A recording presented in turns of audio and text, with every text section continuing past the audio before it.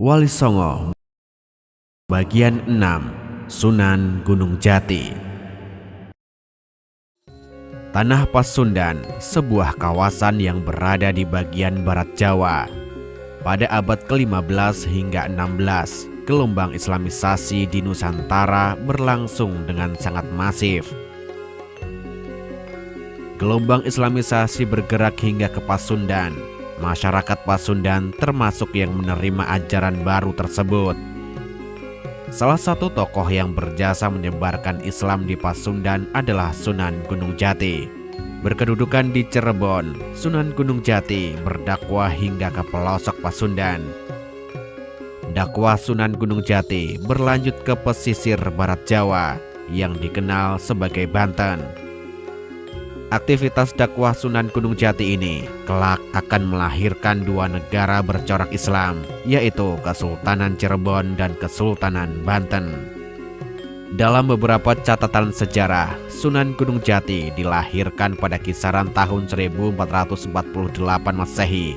Beliau lahir dengan nama Syarif Hidayatullah. Merujuk pada naskah Mertasinga yang dikutip Agus Sunyoto dalam Atlas Wali Songo, Sunan Gunung Jati adalah putra dari Sultan Hud, pemimpin negeri Bani Israel atau yang sekarang dikenal sebagai Palestina. Sedangkan ibu dari Sunan Gunung Jati adalah Nyi Rara Santang, putri dari Raja Pajajaran. Menurut sumber lainnya, yaitu naskah Carita Purwaka Caruban Nagari, Sunan Gunung Jati adalah putra dari Sultan Mahmud yang kekuasaannya membentang dari Mesir hingga Palestina. Naskah tersebut juga menjelaskan tentang ibu Sunan Gunung Jati, Nyi Rara Santang, yang dikenal juga dengan nama Sarifah Mudaim. Sunan Gunung Jati disebutkan memiliki adik perempuan yang bernama Syarif Nurullah. Berdasarkan naskah Sajarah Wali, pendidikan Sunan Gunung Jati bermula di Makkah. Saat itu, beliau berguru kepada Syekh Najmurini Kubro. Setelah beberapa tahun menimba ilmu di Mekah, Syekh Najmurini Kubro memerintahkan Sunan Gunung Jati berguru kepada Syekh Muhammad At-Tailah di Mesir Utara.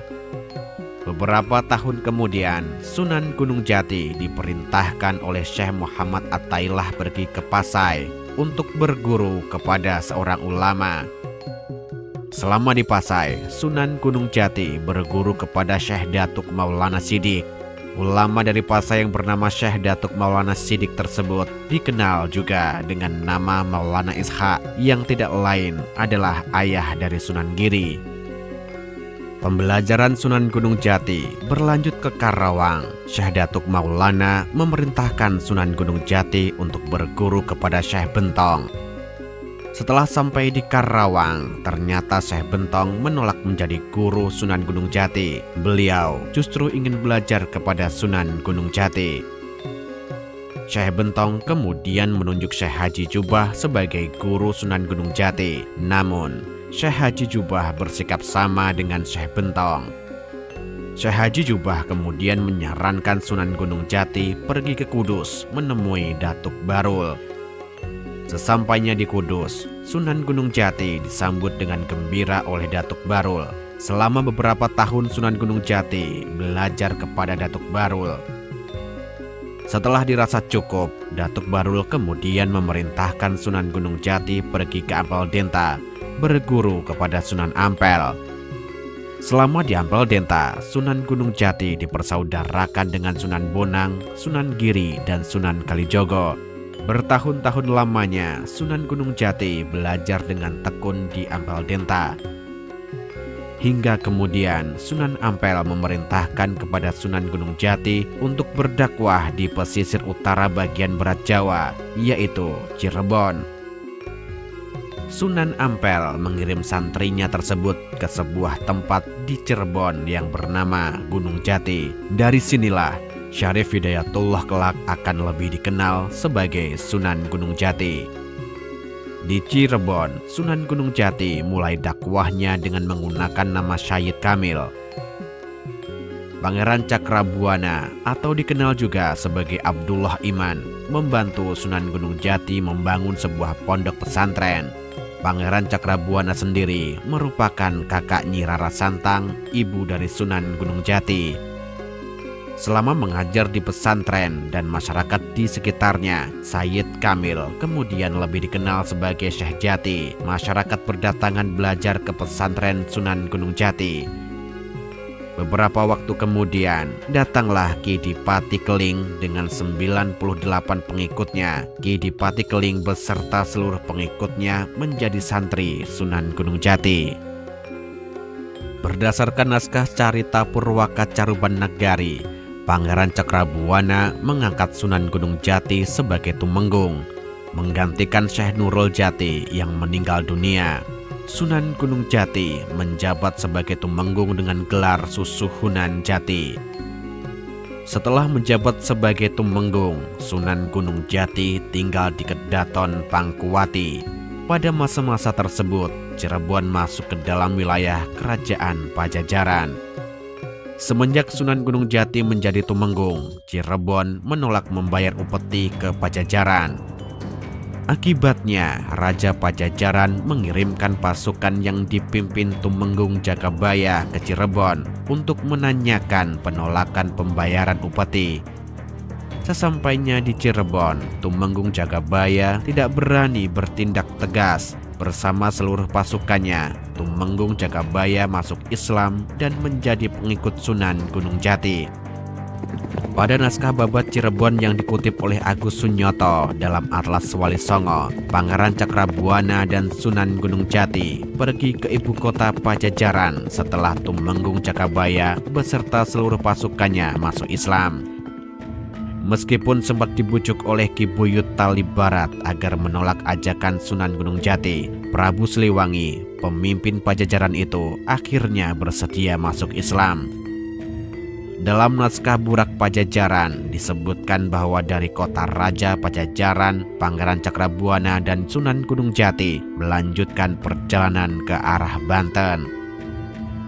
Selama berdakwah di Banten, Sunan Gunung Jati berhasil mengislamkan seorang tokoh berpengaruh, Ki Gedeng Kawutengan. Setelah sebulan lamanya berdakwah di Banten, Sunan Gunung Jati dan Pangeran Cakrabuana kembali ke Cirebon. Sekembalinya ke Cirebon, Sunan Gunung Jati lebih banyak mengajar di pesantren. Cirebon memiliki hubungan yang kuat dengan Kesultanan Demak. Pangeran Jaya Kelana, putra Sunan Gunung Jati, menikah dengan Putri Pembanyun, putri Raden Patah. Sunan Gunung Jati tercatat memiliki peran penting dalam pembangunan Masjid Agung Demak.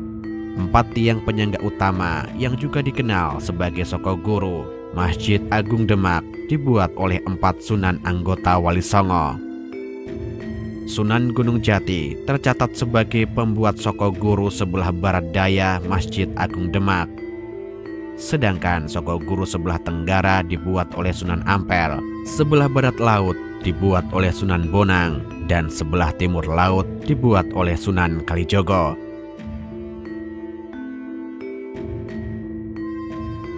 Selama berdakwah, Sunan Gunung Jati tidak luput dari beberapa aksi militer.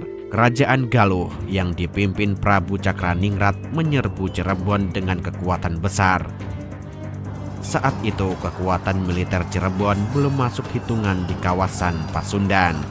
Namun, pasukan Cirebon mampu mematahkan serbuan pasukan Galuh. Akibat kekalahan tersebut, seluruh keluarga kerajaan, pejabat tinggi, dan rakyat Galuh berbondong-bondong memeluk Islam. Hanya Prabu Cakraningrat yang menolak Islam dan memutuskan mengasingkan diri dari kerajaan. Setelah kemenangan atas Galuh, beberapa wilayah di sekitar Cirebon menyatakan takluk tanpa aksi militer.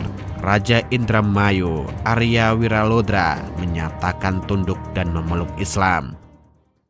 Setelah Indramayu, Talaga juga menyatakan tunduk kepada Cirebon tanpa aksi militer.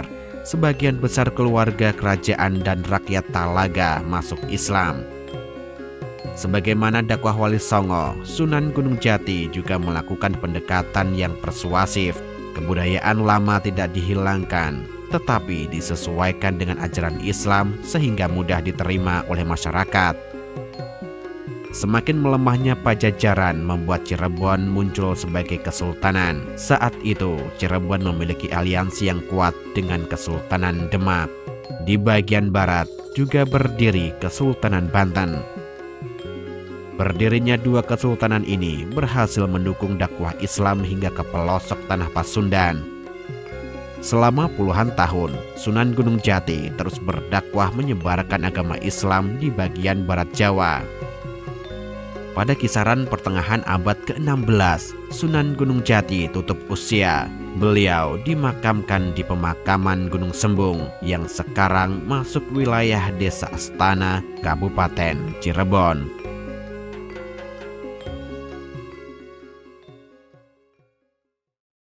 Himbauan untuk para peserta ziarah Wali 5 Yayasan Al-Mardliyah di Makbarah Sunan Gunung Jati. 1. Peserta peziarah untuk tidak berbelanja terlebih dahulu dan mengikuti setiap alur kegiatan yang telah diinstruksikan oleh panitia. 2.